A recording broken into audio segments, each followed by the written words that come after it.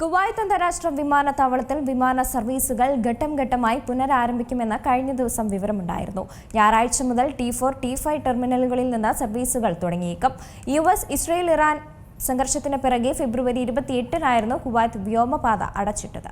Kuwait അന്താരാഷ്ട്ര വിമാനത്താവളത്തിലെ terminal 4 വഴി 17 സിറ്റിയിലേക്ക് വിമാന സർവീസുകൾ നാളെ മുതൽ പുനരാരംഭിക്കുകയാണ്.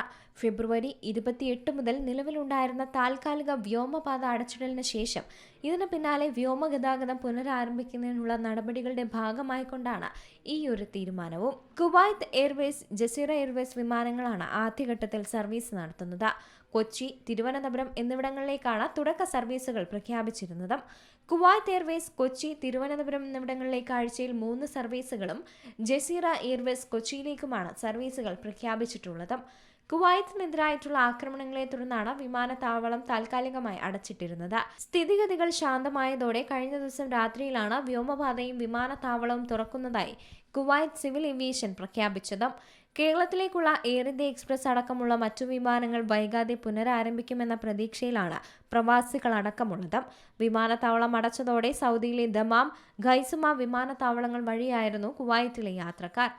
ആകെ 17 ലക്ഷ്യസ്ഥാനങ്ങളിലേക്കാണ് സർവീസുകൾ പുനരാരംഭിക്കുന്നത്.